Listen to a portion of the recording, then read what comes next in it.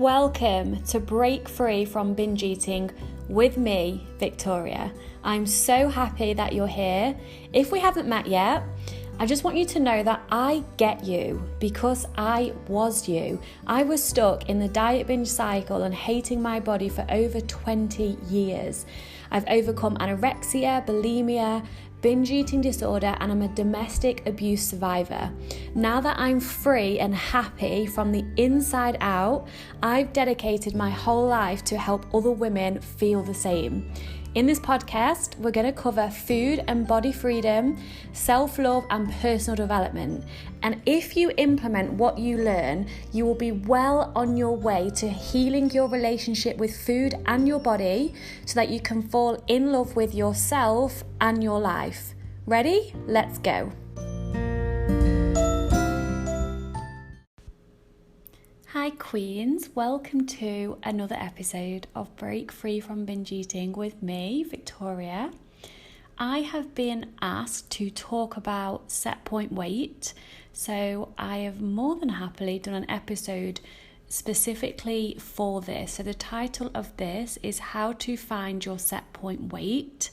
And before I go into how we find our set point weight, I just want to go into the fear that we feel, the fear of giving up control. So let's first address the elephant in the room. Giving up dieting is scary. Let's not pretend it isn't. We immediately think that the moment we give up all aspects of control, we're going to eat copious amounts of chocolate forever.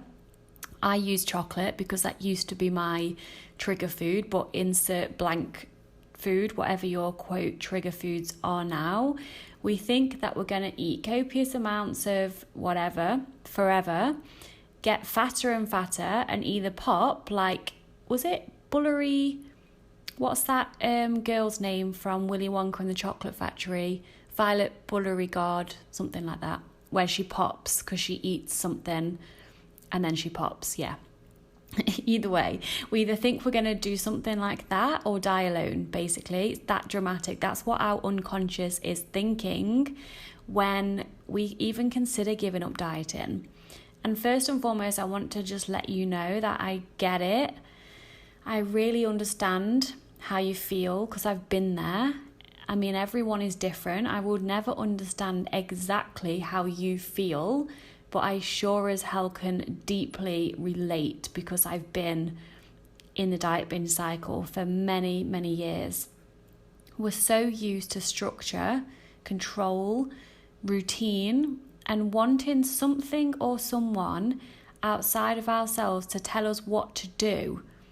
So when we think about giving up dieting, it can send us into what feels like an anxiety shitstorm, basically.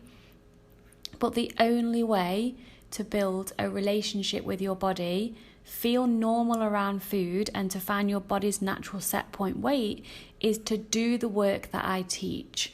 And just as like a bullet point list, this is the work that I teach. Give up dieting, give up weighing yourself and weighing your food, unlearn all of your conditioning through society and your upbringing about how you feel towards your body and foods, good and bad foods, for example. Release limiting beliefs and embody empowering ones. Practice intuitive eating.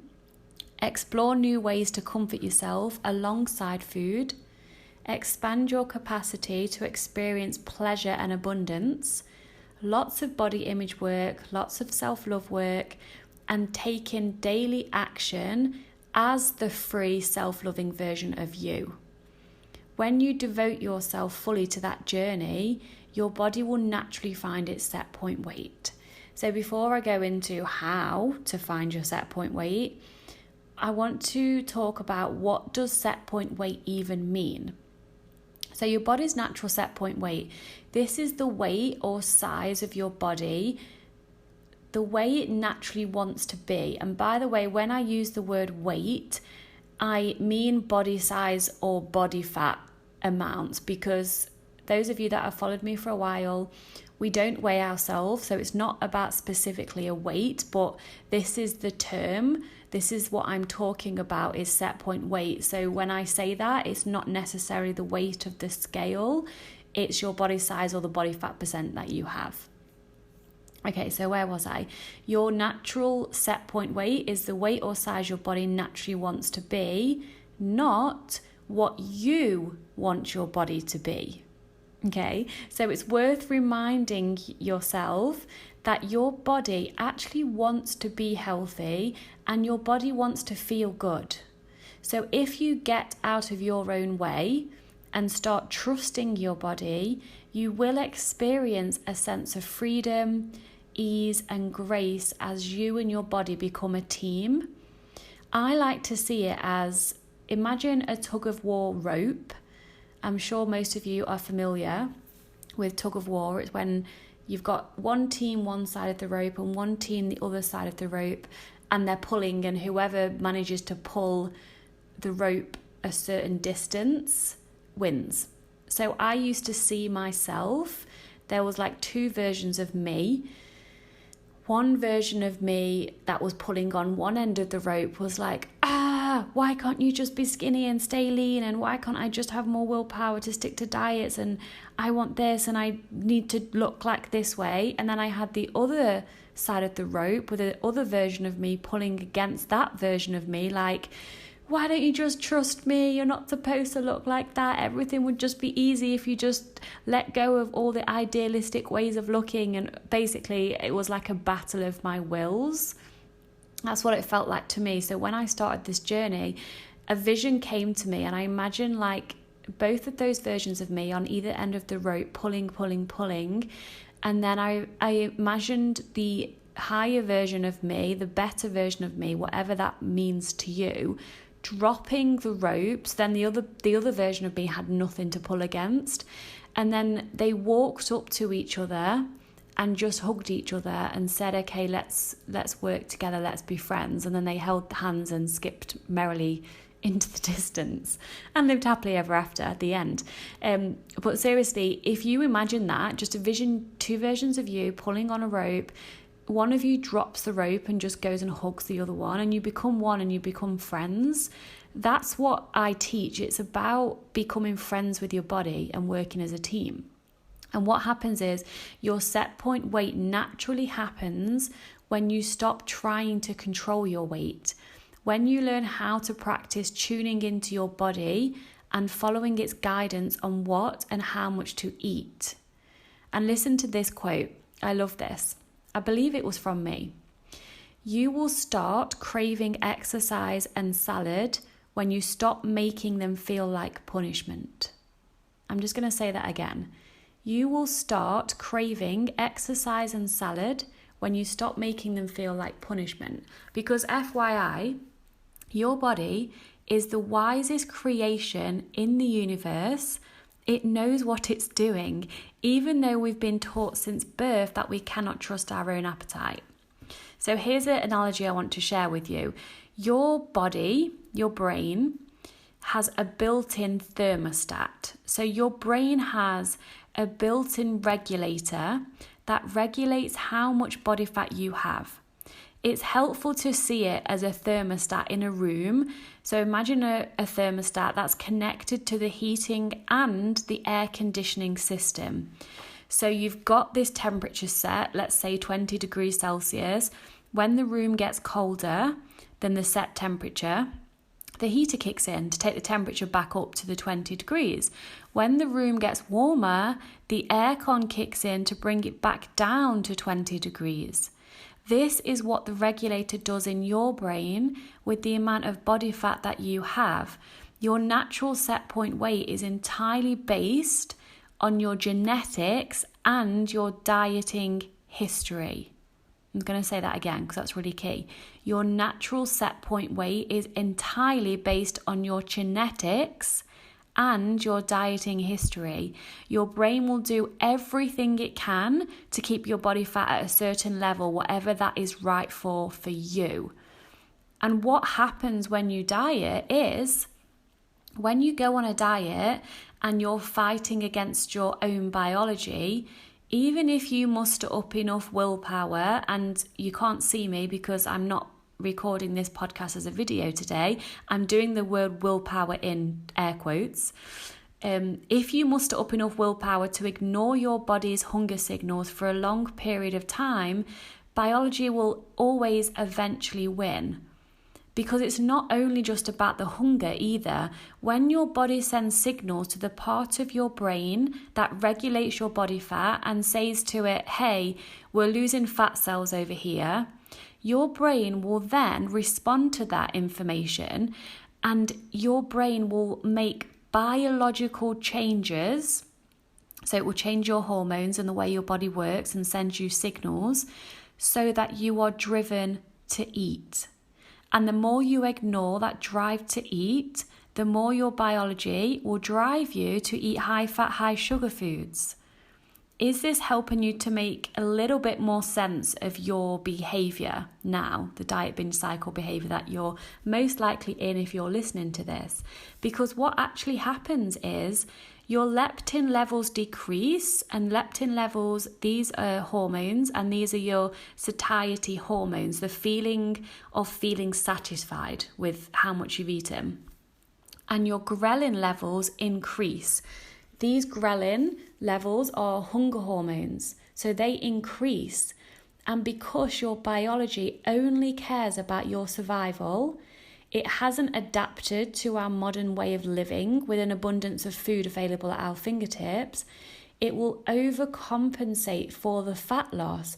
It will think that you are experiencing a famine, and so in order to protect your survival, it will do these two things. Number one, drive you to go and find food now, especially high fat, high sugar food, because that will fill your fat stores back easily and quickly. And then number two, when you do eat, it will store more fat than you had before in order to protect you from the next famine. It also drives weight regain for up to 1 year after a period of restriction or dieting. I mean, if this helps, just go back a few minutes and listen to what I've just shared with you again. So can you see now why dieting is the best way to gain weight over time? It's really shitty news, I know. And trust me, I didn't want to believe that.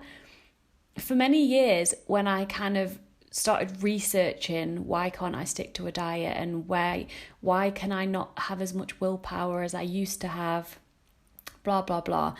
And when I started to find out the truth, I didn't want to believe it. And you might be in that position now, and that's okay. You know, I'm not saying I am the knowledge and power of all things in this realm of what I teach. I'm sharing with you the truths that I believe to be true. I've done a lot of research around this for many years now. And the most important thing is the results that myself and my clients have in real life from following my teachings. So I speak from experience as well. And the only way to break this cycle of yo-yo dieting is to show your body that it can trust that there is always enough food around. This includes how you think. Listen to this, because this is really mind-blowing, extremely powerful, and it's the truth. If you're constantly thinking that you need to restrict, even if you don't actually physically restrict, your biology will still react in exactly the same way as if you were physically restricting. And again, this is to protect you from an upcoming famine. Only when your body knows that there will always be enough food available and there is no threat of an impending restriction, a future restriction, will your body stop overcompensating by driving you to eat and then storing extra fat reserves. And then it will effortlessly fall back to its natural set point weight. The problem here is we interfere all the time because we're also fat phobic. We are petrified of gaining weight or staying the same size because of what we make fat mean. And I get it, I've been there. Oh my gosh, have I been there? So therefore, what we do is spend a lifetime trying to manipulate our bodies to look a certain way or to be a certain size. And then we wonder why we can't do it. That's why what I teach is so crucial if you want to feel normal around food and effortlessly stay the same size, the same weight. A weight that you will be able to be happy with if you decide to embark on this food and body freedom journey with my support. Because when we're in the diet binge cycle, we don't like our bodies, we're constantly trying to change it, we can't even fathom how we could remotely like our bodies if we stayed the same weight or gained weight or didn't lose so much weight, blah, blah, blah. But the funny thing is, when you go through this process, what often happens is, and it's not about weight loss, I mean, you know me by now, or if you're brand new here, welcome, by the way. If you are constantly binging currently, more than you are restricting, it is very likely you will lose weight during this process, this food and body freedom process. Very likely, and that's often what happens. However, if you are chronically restricting and only occasionally physically binging, you may gain much needed body weight during this process. You may gain some weight. If you are kind of like 50-50, restricted and binging, and again, this doesn't really matter, it's not about the body size or the weight loss, because at the moment you don't know what you don't know, and I teach you how to look at everything differently, fall in love with yourself, get rid of all the bullshit beliefs that you currently believe right now about body size, and I guarantee you will actually like your body, even if at the minute you'll be like, that is impossible unless I look a certain way. But this is the magic of this work. At the moment you don't know what you don't know. And I show you what you don't know. And then when you now know what you don't know, your whole life changes, if that makes any sense to you whatsoever. And some people stay the same weight during this work or a similar body size. So everyone is different. It depends on like where you're at. But I just want you to do a little exercise now. So think about this as I'm speaking, and I really invite you to do this at another time, or if you want to pause me, do it now. I want you to do a brainstorm on the word fat, and I guarantee you'll write down words such as lazy, unhealthy, unfit, undesirable, unattractive, etc. And it's actually funny that, not funny, haha, but ironic that a lot of the words I've just wrote down, which is what I used to think fat meant, it's all like unhealthy, unfit, undesirable, unattractive. It's lacking something. So no wonder we're all scared of being fat if we think automatically being fat. I mean, what does that even mean? Let's be honest. We all have body fat. If we think that it's lazy, unhealthy, unfit, undesirable, etc., no wonder we're scared of it. So I want you to challenge those. Write down a brainstorm of what you think fat means. And I want you to challenge those. Is it really true that if you're considered fat, and like I just said, by the way, what does that even mean? When is the word fat appropriate to use? What imaginary line has someone got to cross in order to be classed as fat? Okay, anyway, where was I? Is it really true that if you're considered fat, then you're automatically lazy, unfit, undesirable, or unattractive? Is that true? If you were born on a desert island with no media and no social conditioning, you wouldn't even know what the word fat and thin meant. Seriously, just think about that. As a reminder, by the way, truth is something that is true for all people all of the time, like gravity or the law of attraction, that's quantum physics. Anything else, no matter how true it feels for you or for me, is not the truth. It's simply a belief.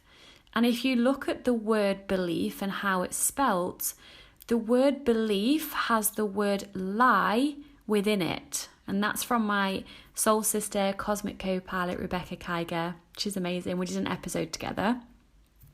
So I can't think what the episode's called. I'll link it in the show notes if you want to go and listen to that, the conversation I had with Rebecca.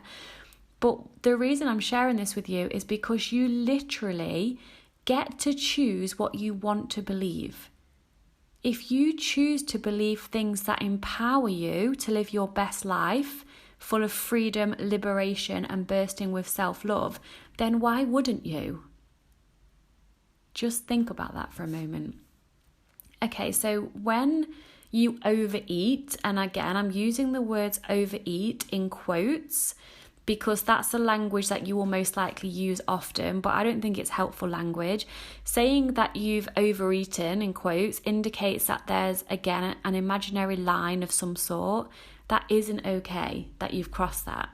There's a negative judgment there, and this causes guilt to creep in. But talking about weight set point theory and how your body likes to stay the same size, I'll use the word overeat in this context so that it makes sense for you. But in an ideal world, I would swap the word overeat to eaten past physical and emotional satisfaction, okay?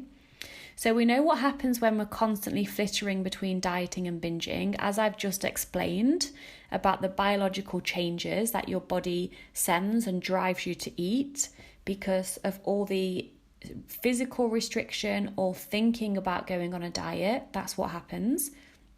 But what happens then when we have taken the time to go through this work that I teach? We've proven to our body that there is indeed enough food to eat and that it can trust you and your environment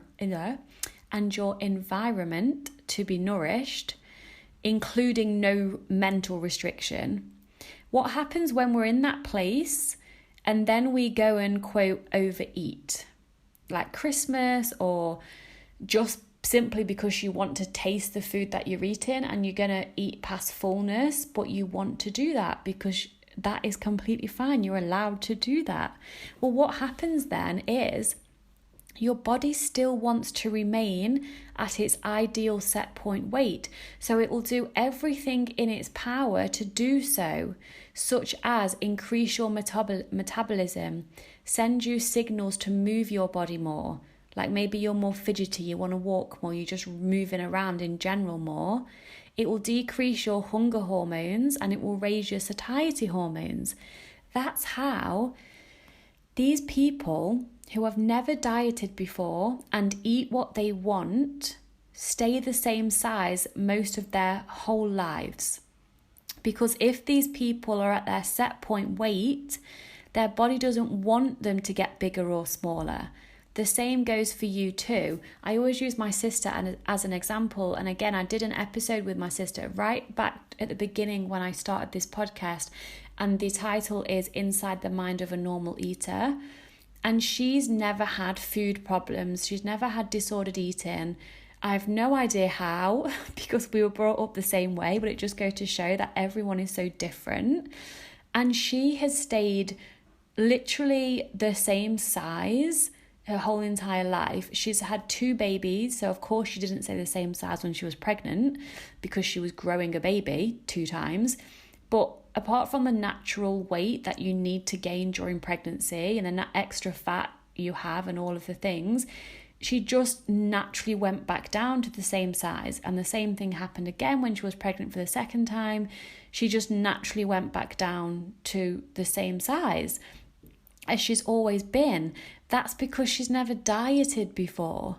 She's never chronically dieted. I think she's followed some random stuff when we were younger, but she didn't, first of all, she hasn't or never has put most of her self-worth in what she looks like, which is what I did for many years, which is what got me in this mess in the first place. And second of all, she never saw food as good or bad. It was just food. So she just ate intuitively. She ate when she wanted to. She ate when she wasn't hungry sometimes because she wanted to taste it. And she just stopped when she had enough. There was no all or nothing. And she's always been the same size. So that's available for you because we were born that way. Baby, you were born that way. That's a completely wrong tune. to the song that I want to sing, but you know what I mean. Anyway, it comes down to trusting your body to do whatever it wants to do. As I've said previously, your genetics is the biggest factor that determines what your set point weight is. And after that, your dieting history. If you've been dieting and binging in brackets, because that comes with it, for many years, your set point weight may have risen due to your body wanting to protect you from the constant restriction and impending restriction, which is the thinking about dieting. The Last Supper syndrome, like the eat it all now and I'll start tomorrow, whether you start tomorrow or not. Your body sees restriction as a famine, aka literally there is no food to eat and you might die. Now, I know that many of you now most likely will be panicking because you're thinking that you've caused your set point weight to be higher than it was due to all of the dieting and binging that you've done. Don't panic. There is no point whatsoever in trying to figure out if your chronic dieting has caused your set point weight to rise. So take a deep breath. Okay, know that you're exactly where you're supposed to be in this messy and magical journey called life. And from this moment on, you can choose to work with your body and not against it. So I am going to get to the point on how, I've touched on it, of course, throughout this podcast already. I'm going to get to the how you can find your set point weight. But again, I just want to just go over some really important points first. And the next point I want to go over is, can your set point weight change? So I want to address this question, can your set point weight change? Apart from what I've previously discussed, that chronic dieting can possibly raise your set point weight, there are a few factors that can have an effect on your set point weight. So aging women, as we age, our hormones change, and that may cause our bodies to slowly take change over time. There's no point fighting this reality or wishing that it didn't happen. It's all part of nature and it is supposed to happen. All we can do is accept and embrace any changes, visit our body image and self-love toolbox daily, which is what I teach, especially in coaching, and continue to build and deepen our relationships with our bodies. Alongside everything I'm going to share with you in a moment, when I get into how to find your set point weight. So as we age, our bodies may change, but that's supposed to happen, especially as women. Weight training can change your set point weight slightly, because if you develop a love for fitness and weight training, your natural set point weight can change slightly because you will build more muscle tissue because of your lifestyle. Muscle weighs heavier than the same volume of fat. And the other thing that can have an effect on your natural set point weight is your lifestyle and environment. So just consider comparing these two different environments and lifestyles. So you've got one person who is a 43-year-old mother of 3 who works in a chocolate factory. Oh my God, how amazing would that be? She loves to eat the free chocolate available at work, and her only form of movement is to walk from her car to the factory where she works. Or you've got a 24-year-old single personal trainer who loves to exercise regularly, and she lives with a health-conscious friend who does all the food shopping. So each environment and lifestyle is completely different, but each person is considerably different too. So this is what I want to cover in this part. There is a reason why, one person is working in a chocolate factory and the other loves to exercise. It's who they have chosen to be in this lifetime, and their upbringing, their genetics, their conditioning and life experiences will have had a huge effect on their life choices.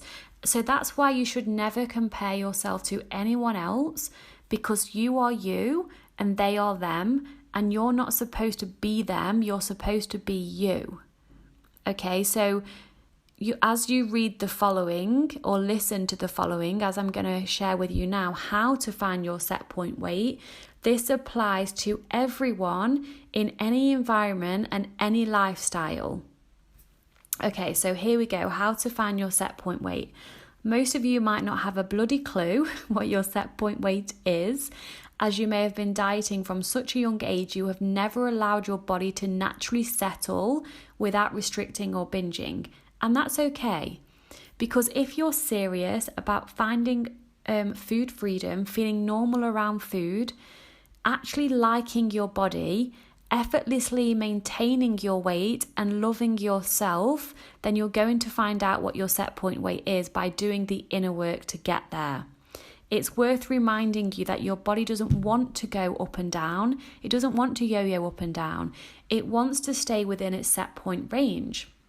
Studies show that being, quotes, overweight, in quotes, again, because I disagree with the over point of that, but studies show that being overweight for your whole life is much healthier and better for you and your health and longevity than continually losing and gaining weight over the course of your lifetime. And there's one sentence that I'm going to share with you now that will practically sums up how to find and stay at your natural set point weight for life. And that is, your job is to take care of yourself and your body will be whatever it wants to be. So I'm going to say that again. Your job is to take care of yourself and your body will be whatever it wants to be. So my next question to you is, and this is bonus points for journaling this out with pen and paper, by the way, what does it look like for you if you were to take care of yourself? What does that look like? For me, it's nourishing myself physically, emotionally, and spiritually. And for everyone, without a doubt, it's connecting to the body, checking in with the body to see what it wants and what it needs. And you know what? Sometimes that will be cake. Sometimes that will be a movie night with a friend and a tub of ice cream. Sometimes that will be more sleep. Sometimes that will be a run or a workout or a big bowl of salad and soup instead of the cake. Your body will let you know what it needs in each moment, and your job as the soul living inside your body is to listen to the feedback it is giving you. When your body gives you feedback, it's still up to you what you do with that feedback. There's no right or wrong. You get to choose. For example, my belly's just rumbled. I don't know if you heard that on this recording. I'm totally going to eat after I've recorded this.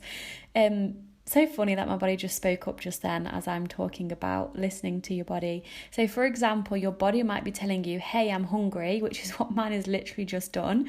And you can either choose to listen and go and eat something, or you can choose to ignore it and not to eat. The same goes for when your body is telling you, hey, I've had enough now, I'm good, I'm full. You get to decide whether or not you listen and stop eating, or whether you choose to continue eating because you want to enjoy the taste longer. The choice is always yours. I'll give you a real life example. I wear it's called a whoop, like as in whoop, as in WHOOP. It's like a fitness band. It's not like it doesn't count steps, it doesn't count calories, which is perfect, so I hate doing those things, and I used to get very obsessed when I did wear a Fitbit.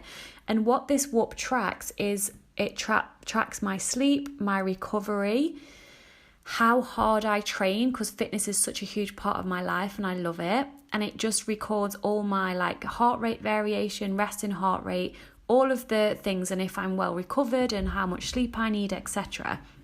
And it's so interesting to see, because whenever I eat chocolate, because I eat what I want, and quite a lot of the time, that is chocolate. So I like to watch a film, especially on a Friday night. That's my time, that's for me.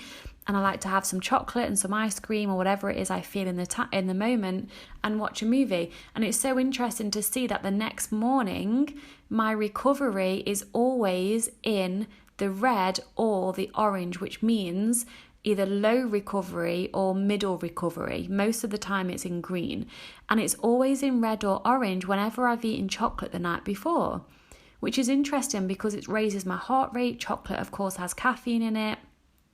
A lot of the sugar your body works hard to process the sugar and all those things. And so it shows from a physical point that my body works harder and is recovered less if I eat chocolate the night before.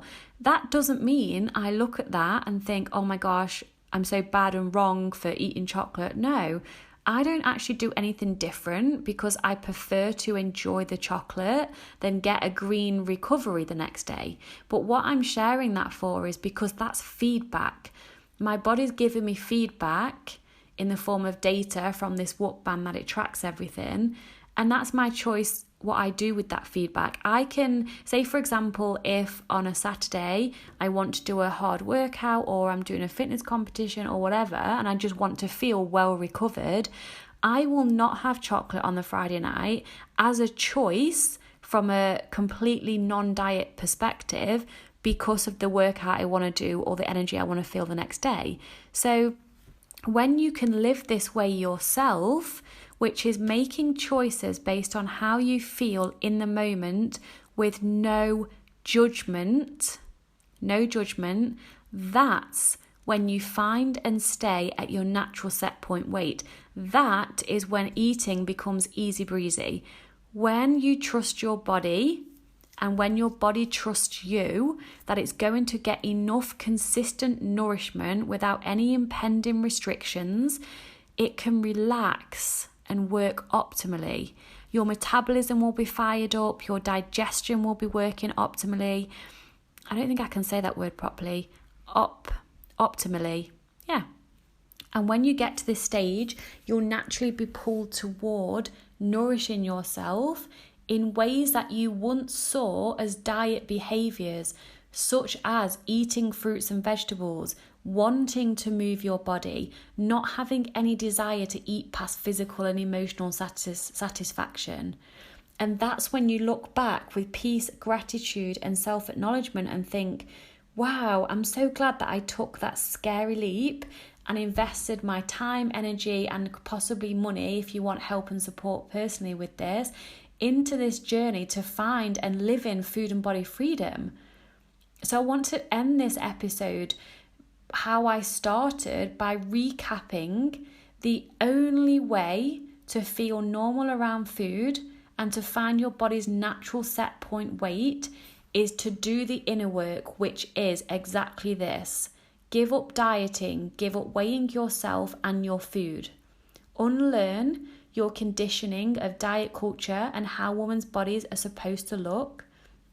Release limiting beliefs and embody empowering ones that serve you. Practice intuitive eating. Explore new ways to comfort yourself alongside food. Expand your capacity to experience pleasure and abundance. Oh, there's a lot of layers to that one. Lots of body image work, lots of juicy self-love work, and taking daily action as if you were already the free and self-loving version of you. When you fully devote yourself to this journey, your body will naturally find and stay at its set point weight. And for help with achieving this, reach out to me. There's a few different ways that we can work together, and you totally deserve to invest in yourself with your time, your energy, your attention, and your money. And this is so possible for you. You've got this. If you have any questions off the back of this episode, please reach out to me and ask them to me, because the more I know what you need to hear, the more valuable my podcasts will be, because I'm going to be giving you what you need and what you want. So one last thing, I don't ask this very often, and I know that a lot of podcasters ask this, but there's a reason why they do. Please, can you literally take 30 seconds to a minute to rate and review this podcast, because it gets into the hands, or into the ears, should I say, of more people that need to hear this. So do everyone a favour, including me, and it's not just about me, it's to get and reach other people that need to hear this. 5-star review and give me a lovely rating. I would be so grateful. I love you so much for listening. Thank you for making it all the way to the end, and I will see you next time.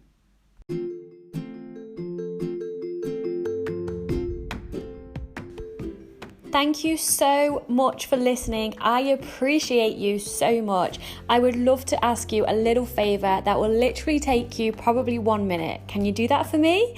Okay, it is to rate and review this podcast. And the reason I'm asking you is because if you do this for me, it will enable me to reach more women so I can help them and spread the message around the world of self-love, food and body freedom, which is much needed. So again, thank you so much for listening. If you loved this episode, by the way, please screenshot it and tag me on social media.